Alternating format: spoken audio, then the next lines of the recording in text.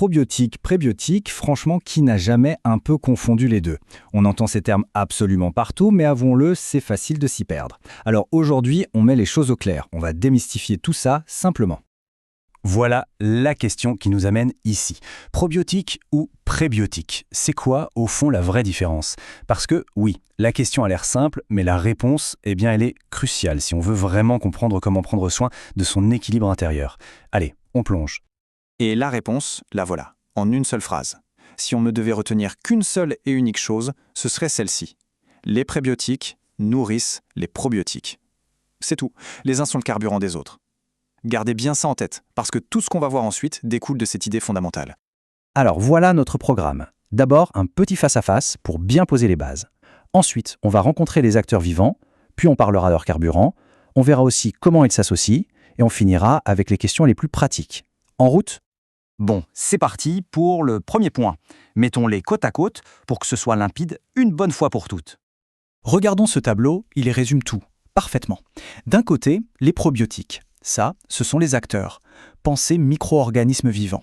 Des bactéries, des levures. De l'autre côté, les prébiotiques. Ça, c'est le carburant.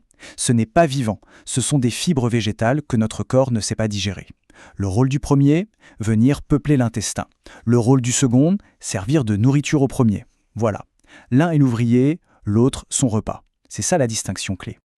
Ok, la distinction est faite. Maintenant, faisons un zoom sur le premier membre de ce duo, les probiotiques. Qui sont-ils vraiment, ces fameux acteurs vivants? Pour être bien précis, on va prendre la définition officielle de l'Organisation mondiale de la santé. Il y a deux mots vraiment importants ici. Vivant et quantité adéquate. Ça veut dire que ce n'est pas n'importe quelle bactérie qui passe. Non, il faut la bonne souche et en quantité suffisante pour qu'elle puisse réellement avoir un effet bénéfique. Et c'est là que ça devient fascinant. Parce que probiotique est un terme un peu général. En réalité, chaque souche a sa propre spécialité, son propre rôle. Certaines vont aider pour la digestion, d'autres pour l'immunité, et ça va même plus loin.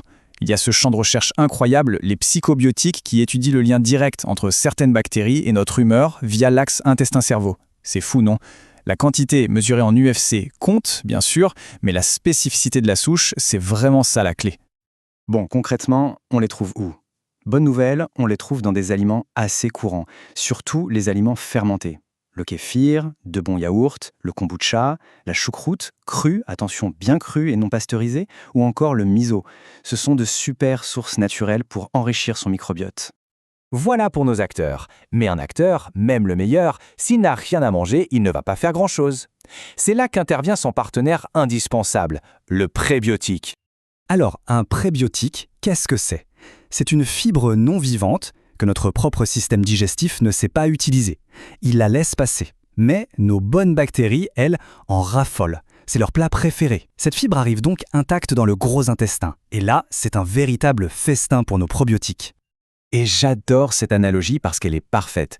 Imaginez que l'intestin est un jardin.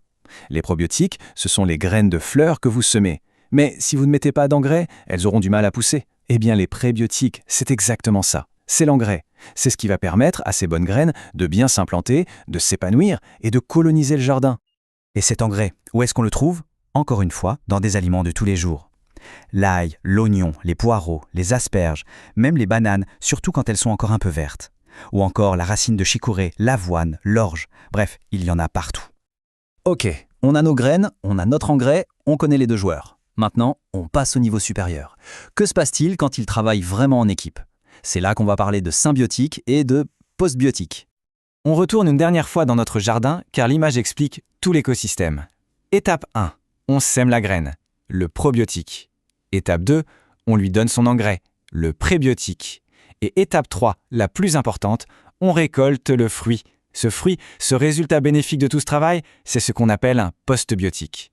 Alors, quand on trouve un produit qui contient les deux, la graine et l'engrais, ça porte un nom, un symbiotique. C'est une association intelligente. L'image de l'ouvrier est parfaite. C'est comme envoyer un ouvrier sur un chantier en lui donnant directement son repas pour midi.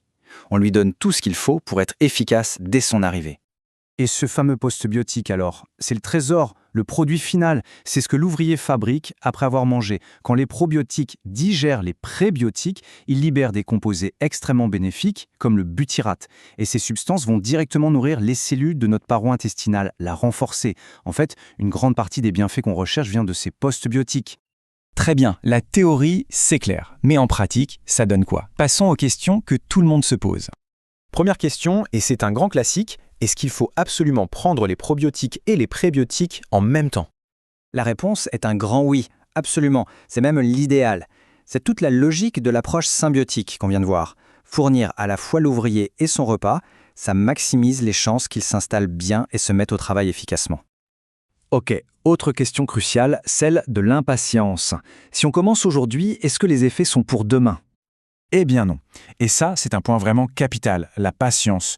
On parle en général d'un délai de 2 à 4 semaines. Il faut laisser le temps à ce nouvel écosystème de se mettre en place, aux bonnes bactéries de s'installer, de se multiplier. Ce n'est pas une solution miracle instantanée, c'est un processus biologique. Et voilà, la différence entre probiotiques et prébiotiques, j'espère, n'a plus de secret. On a les acteurs, leur carburant et les fruits de leur travail. Alors pour finir, une petite question pour la route. Maintenant que l'on voit l'intestin comme son propre jardin, quel serait le tout premier petit geste, la plus petite chose à faire, pour commencer à en prendre soin différemment?